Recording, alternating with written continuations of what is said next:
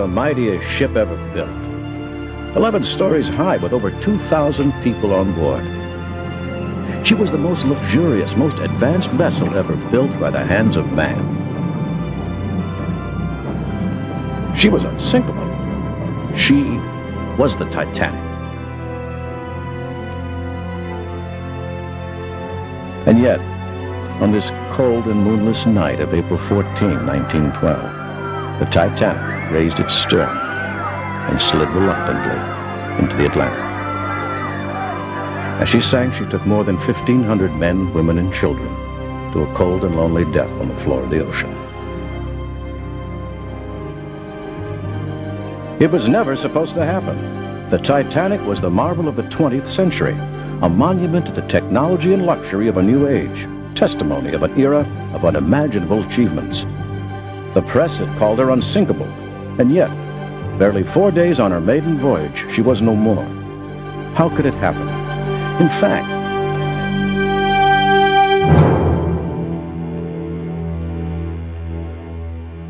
why did Captain E.J. Smith, the most senior officer of the White Star Line, ignore no less than 6 warnings of icebergs ahead? Why did he continue to plunge ahead at a breakneck speed of over 22 knots in a pitch-dark night?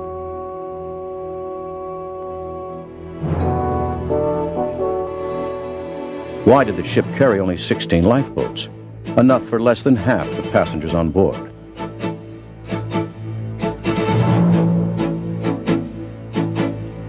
How could a modern ship with a double hull and watertight compartments sink in just 2 hours to the bottom of the ocean?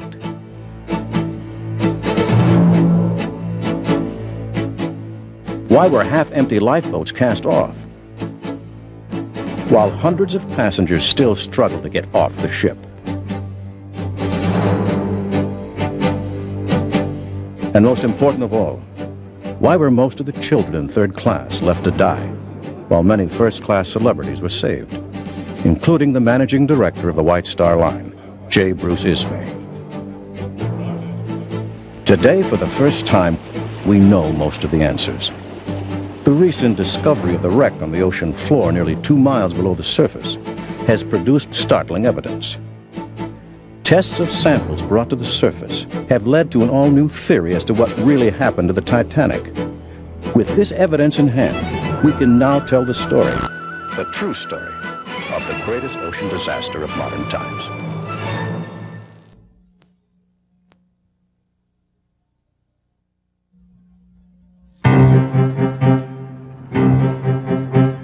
At the beginning of the 20th century, it seemed as if the world had begun to move at a faster pace. The invention of electricity had changed everyday life forever. The invention of the automobile changed the cities once dominated by horses to one filled with private cars. Men had also begun to fly, from a few yards on a beach in North Carolina to the full length of the English Channel. Meanwhile, international trade was booming, sustained by an ever-expanding industrial capability. Manufacturing was increasingly automated, an idea that was perhaps best illustrated in the assembly lines at the Ford Motor Company. Here, Henry Ford turned out a new car every 93 minutes. Peace had reigned for nearly 100 years. It was a great time to be alive. On the other side of the Atlantic in England, times had changed too. Since the earliest of times, Britain had ruled the waves. As an island, she had little use for a large standing army. The sea was both England's defense and her lifeline to her growing colonial empire abroad.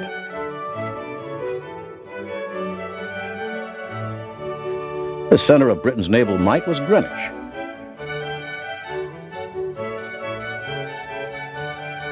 Here were ships like the Cutty's Sark, who maintained Britain's lifeline by plowing the great oceans and defending merchant ships against pirates or other marauders. But ocean-going travel on large sailing ships was still a hazardous undertaking, and vessels routinely perished in the unpredictable weather conditions of the Atlantic. But the arrival of large metal-clad ships and steam-driven propulsion had changed all that.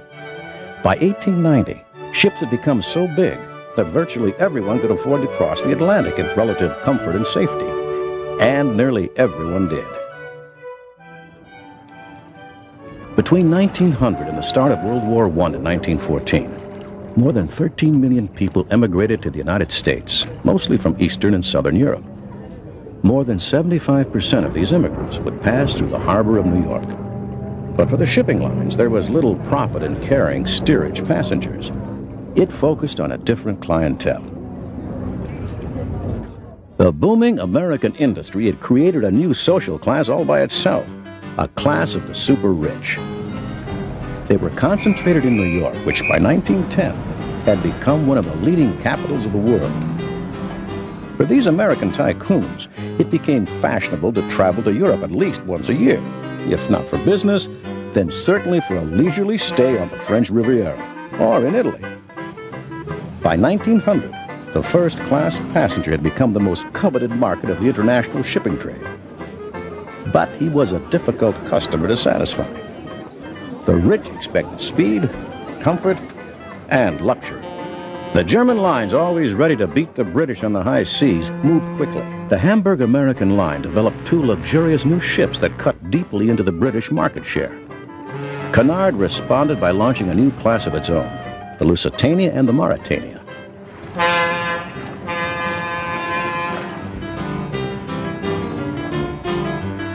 This new generation of ocean vessels offered spacious accommodations and traveled much faster than ever before.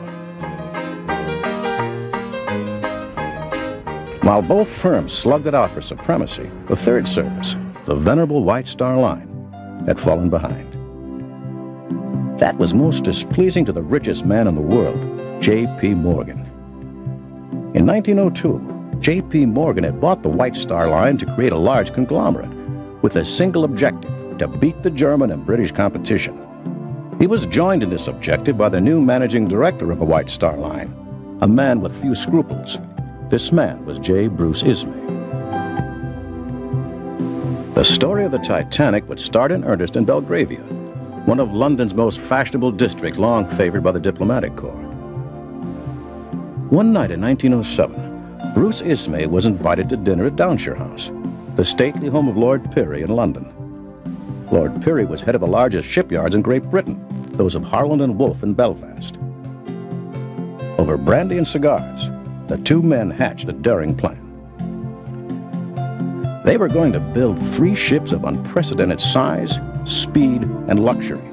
The largest of the 3 was a vessel called the Titanic, a ship so big, so modern, so fast, that she was going to blow the Lusitania, the fastest Cunard ship afloat, right out of the water. J.P. Morgan read the plan and was more than ready to agree. Ismay and Morgan had wanted a ship that was large, comfortable, and fast. Actually, the technology of the late 19th century made that a contradiction. Ships could be light, nimble, and fast, but the constant vibration of the engines and the roll of the ship could be most uncomfortable to passengers. Big ships with wide staterooms and multiple decks reduced the roll by the sheer virtue of their size and made for a stable voyage. But big ships were, of course, invariably slow. Harland and Wolff, the Belfast-based shipbuilders, thought they had the answer. To be comfortable, the Titanic had to be big, bigger than anything afloat. And so they designed a ship weighing over 46,000 tons, with a displacement of 66,000 tons. She would measure over 880 feet and 92 feet wide, 11 stories high, 4 city blocks long. In order to be able to propel this monster at high speed, the engineers designed 2 sets of 4-cylinder engines and combined it with the new low-pressure Parsons turbine. The net result of this ingenious construction was a propulsion system of 50,000 horsepower, capable of reaching a maximum speed of nearly 25 knots. To protect so vast a ship, it was given a double steel bottom, reinforced with concrete. The hull was deliberately divided in a series of watertight compartments, each separated by strong bulkheads that could be sealed off at the touch of a button. The theory was that if one 2 or even 3 of these compartments flooded as a result of a collision, and the ship would still remain afloat. The bulkheads ran from the bottom to the 5th deck, the 4th deck in center. There the engineers stopped, thinking that they were high enough above the waterway. It proved to be a fatal mistake. When the ship was first shown to the press, the world waxed ecstatic. It was a wonder ship, one wrote. The most luxurious ever, a golden coach for millionaires. The magazine The Shipbuilder wrote, "So perfect are her proportions that it is well nigh impossible for the inexperienced to grasp her magnitude except when seen alongside another vessel." The shipbuilder added another note. It was, it wrote, practically unsinkable. It was a bold statement, and it caught everyone's attention. A ship that could not, under the worst of circumstances, sink. In the general enthusiasm, few would point out that this vast floating city carried only 16 lifeboats, an appallingly inadequate number for a ship with a capacity of over 3,000 passengers. In fact, the Titanic carried more lifeboats than regulations required, since the White Star Line had added 4 inflatable rafts. The Board of Trade was impressed and duly certified the ship seaworthy. After all, the lifeboats would never be used. She was, as they said, unsinkable.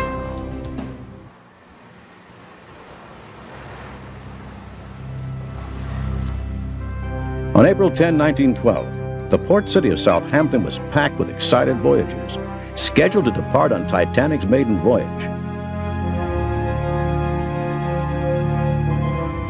But the day had dawned under a bad omen. A coal strike was on, and it had led to an immediate shortage of coal. That was a particular problem for the huge furnaces of the Titanic, which consumed some 650 tons of coal per day. The White Star Line decided to cancel all other departures, including the scheduled trips of the Adriatic and the Oceanic. The company transferred the coal from these vessels to the Titanic.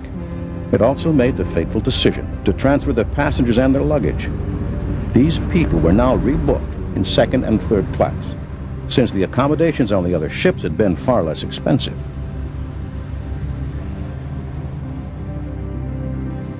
The company also decided to transfer additional crew from the other ships to the Titanic to deal with the swelling ranks of its passengers.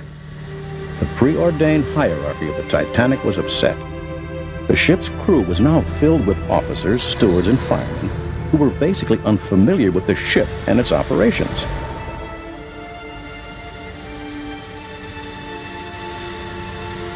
On April 10, 1912 in Southampton, Captain E.J. Smith, Commodore of the White Star Line, and one of the most respected men of his profession, inspected his ship for the last time.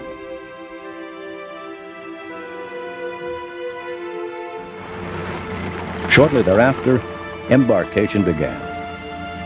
There arrived by taxi a long stream of passengers, the beautiful people that held the world of 1912 in thrall.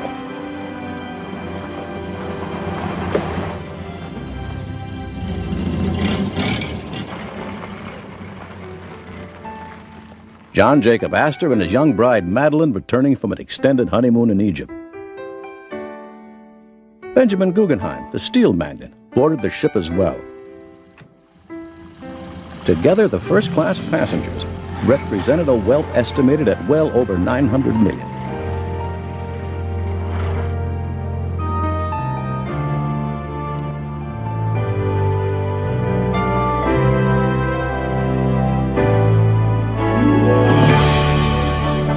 Shortly before 12 noon, bells rang, and the huge funnel whistles of the Titanic boomed across the harbor. Then slowly the Titanic escaped from her berth.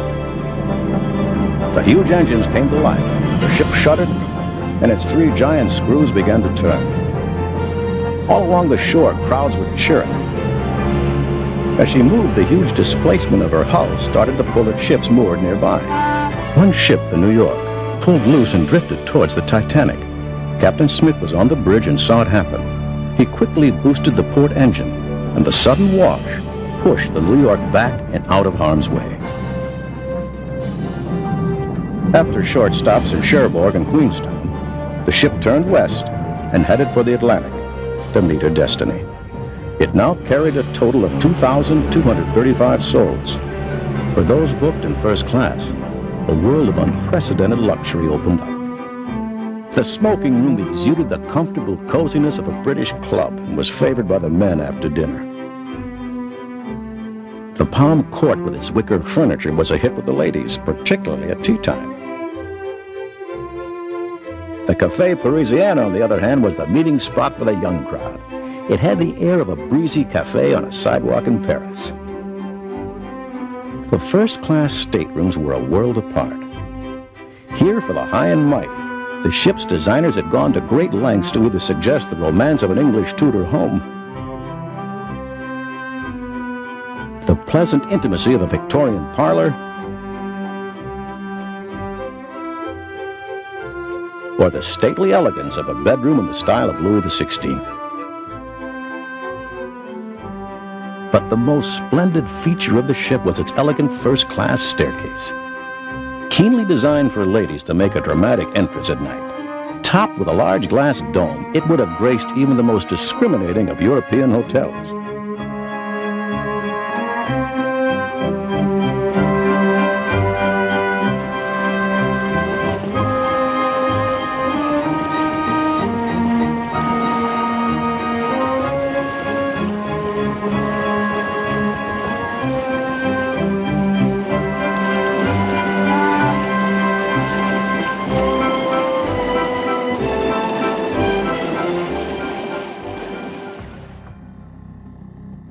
On Sunday, April 14th, the fifth day of the voyage, the Titanic was steaming east at an accelerating pace.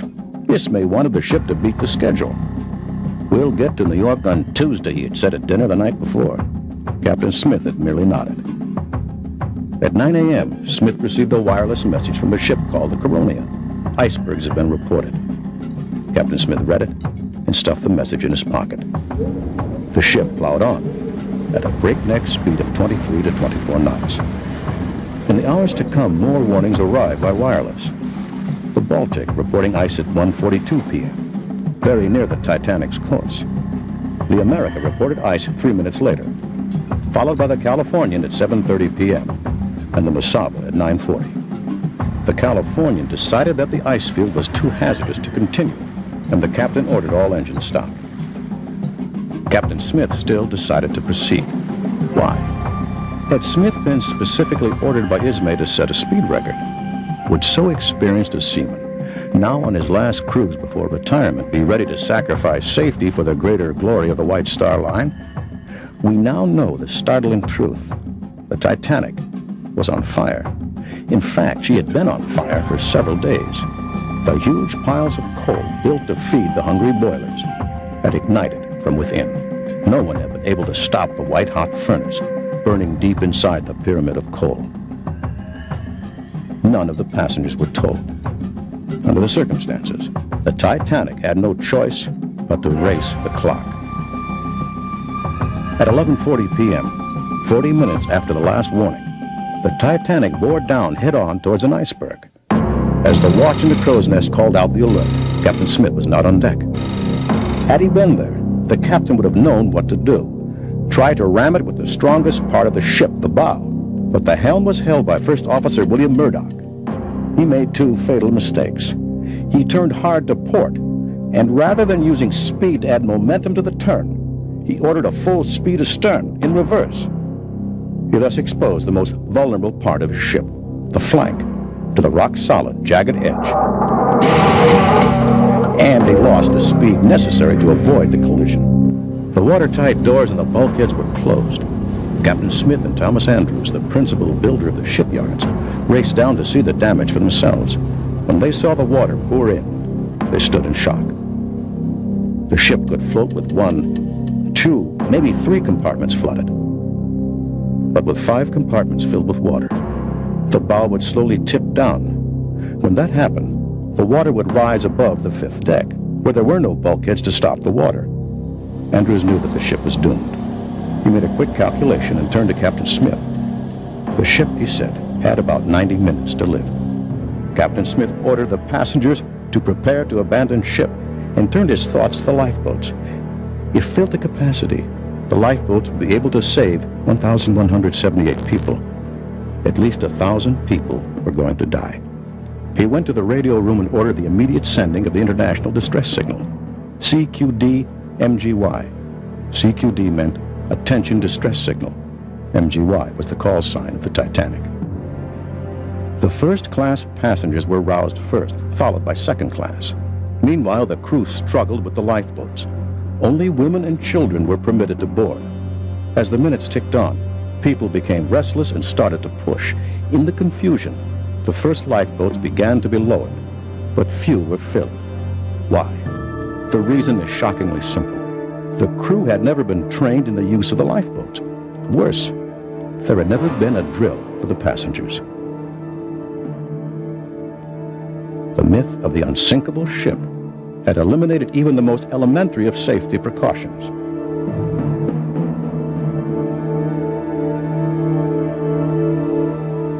At 1:30 a.m., as the last lifeboats were being filled, women and children from steerage were finally allowed on the boat deck, long after male passengers from first and second class had been permitted to climb into the boats. Few would make it. There remained one major misfortune to complete the tragedy. There was a ship in plain view just on the horizon. At a distance of only 10 miles, the officers of the Californian could clearly see the Titanic. None of the officers thought of turning on the wireless, in which case they would have heard the frantic distress calls of the dying ship. At 2:20 a.m., on the morning of April 15, 1912, it was finally over. The Titanic raised her stern. A massive roar filled the night as boilers, pianos, glass, and furniture broke loose and collided. Then slowly, the ship slid into the cold water of the Atlantic. As the morning dawned on the scene, the extent of the disaster became clear. There were only 12 lifeboats adrift. Many lifeboats were half empty. In all, 1,503 passengers and crew had perished. Of the passengers, those in third class were the most unfortunate. Less than 25% would survive. Only 69 men and 105 women were saved. They simply hadn't been given enough time to work their way up on deck and have a fair chance at a seat in a lifeboat. In second class, things were better for the women and children. 104 was saved versus 24 lost. But only 11 men made it to the lifeboats. First class passengers clearly had the edge. 145 women and children were saved. Only 11 were lost. A third of all men were rescued as well. In sum, the rate of survival in each of the classes were as follows. In first class, 31% of the men were saved, 93% of the women and children. In second class, only 11% of the men made it, but 81% of women and children were rescued. Finally, in third class, 536 men, women, and children died. Statistically, chances were better for the crew than for third class. Of the total complement of 899 hands, 194 men and 20 women would find a spot in the lifeboats. Most of the men had been ordered in the lifeboats by the officers in order to take charge of steering and rowing. At 4 a.m., the Carpathia arrived on the scene. A Cunard liner, she had picked up the distress signal and raced all night to get to the Titanic before she went under. 4 hours later, the last of the lifeboats was picked up, and the Carpathia headed for New York. Of the original complement of 2,207 passengers and crew, the Carpathia had been able to save only 705 hands. Back in New York, people were still blissfully unaware of the drama that was unfolding. Sunday, April 14, had been a clear and balmy day, and Central Park had been filled with people out for a walk with their children and friends.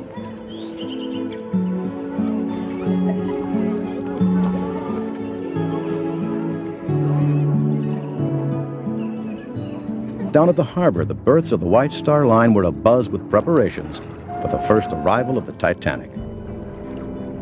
In Midtown Manhattan, meanwhile, The powerful wireless on top of the 18-story building of the New York Times was scanning the airwaves for news.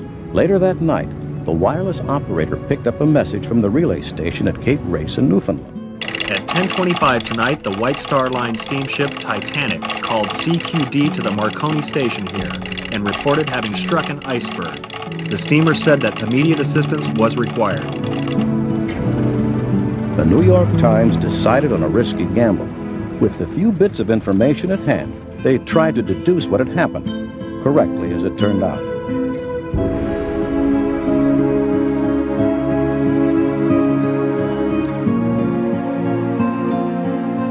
By mid-morning, a vast crowd of relatives and friends began to build near the offices of the White Star Line in New York. Similar scenes were taking place in front of Oceanic House in London, the headquarters of the White Star Line. Throngs of people waited for hours for any word of survivors. Then, at 4:35 p.m., a new message was received in New York. It came through the powerful transmitter on top of the Wanamaker's department store. The operator was the young David Sarnoff, the future founder of RCA. Titanic has foundered at 12:47 a.m. New York time. Her only survivors, estimated at 675 souls, are aboard the Carpathia, now bound for New York.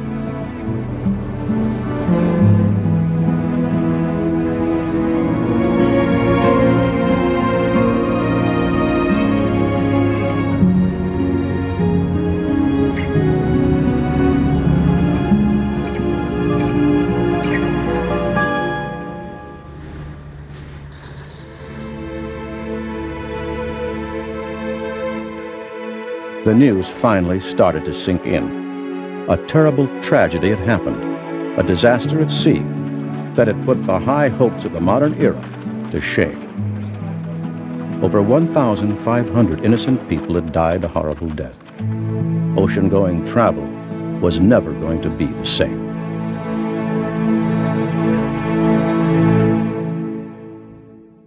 Both the British Board of Trade and an American Senate subcommittee launched investigations into what happened. Their wrath was soon turned on J. Bruce Ismay, who had climbed into a lifeboat while countless women and children were still on deck. But the greatest scorn was reserved for Captain Stanley Lord of the Californian, who had been in a position to save the majority of Titanic's passengers. Apart from a villain, the press was also searching for a hero in this tragic story. The choice soon fell on Second Officer Lightoller. He had helped many women and children safely into the lifeboats, and by mere chance, he himself had been saved. But a close inspection of the transcripts of the Senate hearing and subsequent investigations tell a different story. It was Lightoller who had ordered the lifeboats to be lowered, even if they were less than half full. Why? Lightoller stated he was afraid that the boats, if filled to capacity in their davits, would break in two. But had Lightoller been more familiar with the ship, he would have known that Harland and Wolff had conducted exhaustive tests of the lifeboats filled with people. It had been his duty to know, and at the very least, the ship's officers should have conducted a drill with the passengers during the voyage. Question: had such a drill been scheduled? Answer: yes, on Sunday, the day of the collision. Question: had it been carried out? Answer: no. For this, hundreds of people would pay with their lives. Lightoller also claimed that near the end, there was no one on deck to fill the last of the lifeboats. Question: did steerage passengers have the right to go on the boat deck? Answer: every right. Question: there was no restraint? Answer: absolutely none. But the situation was quite different. The waterproof bulkhead served another, more sinister function: to block the access from third class to second and first, including the boat deck. In fact, most of the third-class passengers who escaped did so by jumping into lifeboats that had been lowered to A deck by officers other than Lightoller. A sample of the lifeboats tell the story. Boat 5, 35 seats filled, 30 vacant. Boat 8, 28 seats filled, 37 vacant. Boat 1, 12 seats filled, 53 vacant. Boat 2, 30 seats filled, 35 vacant. With these 4 boats alone, an additional 155 passengers could have been saved if it hadn't been for the inexperience of the crew. The investigations continued, but neither committee had the heart to accuse any individual or company of criminal conduct. The powerful influence of J.P. Morgan prevented any action against his interest in the White Star Line, and the British Board of Trade was anxious to avoid any negative impact on British shipping, and the suggestion that itself had been at fault by allowing an insufficient number of lifeboats on the ship. What remained for 73 long years was the public imagination. What had really happened to the ship after she sank? Was she still intact? Would there still be any bodies preserved in the icy temperatures of the ocean floor at a depth of nearly 2 miles?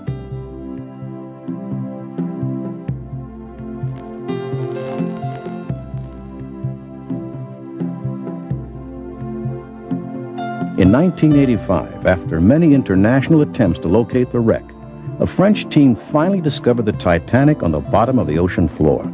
From then on, a number of expeditions have visited the site, capturing the death scene with submersible cameras.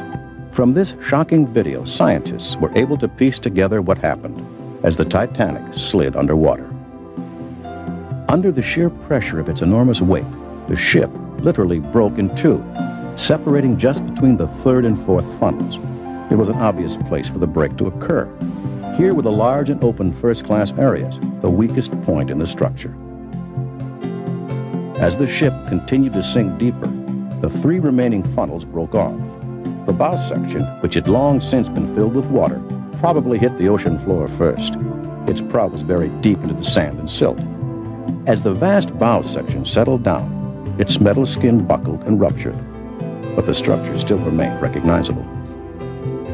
The stern section of the ship suffered a far more violent fate. It had remained upright for a long time, and as it plunged into the ocean, it still contained large pockets of air.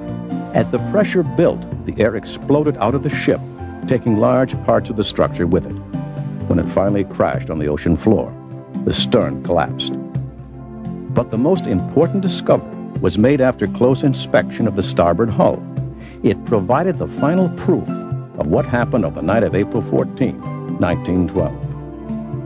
For 75 years, people had believed that the iceberg had torn a long 300-foot gash across the ship's metal plating. But the photographic evidence showed what really happened. As the large, submerged section of the iceberg pressed against the ship, the rivets began to pop. The plates buckled, and the ship's skin slowly gave way. Once the pressure built momentum, more and more rivets failed, and an increasing number of plates began to buckle. It was a cascade effect. This explains why the damage was so devastating, why in so short a time, a third of the ship's structure collapsed and doomed the vessel forever.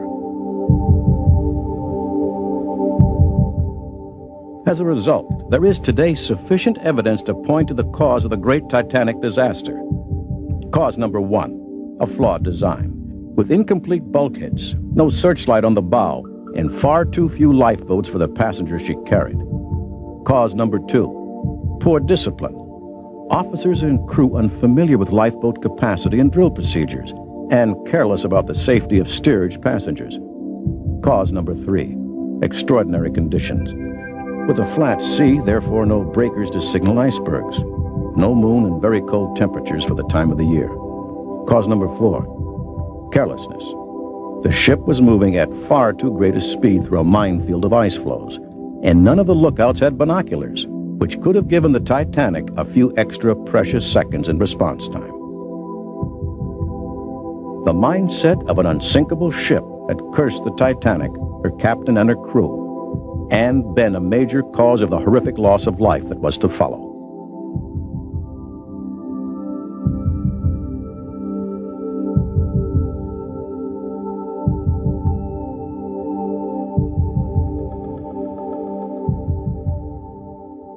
"85 years have passed, but the haunting memory of the Titanic remains.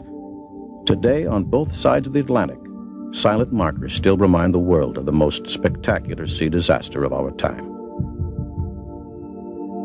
Few communities felt the blow as heavily as Southampton. Most of the Titanic crew lived here with their families.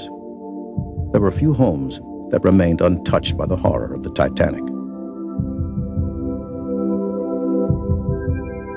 In Southampton's East Park, the city erected a monument for all the engineers on board the Titanic. They, like so many innocent men, women, and children who sailed on the ship, had stayed on board the vessel while others boarded the lifeboats. And to a last man, the engineers went down with her to a cold and lonely grave.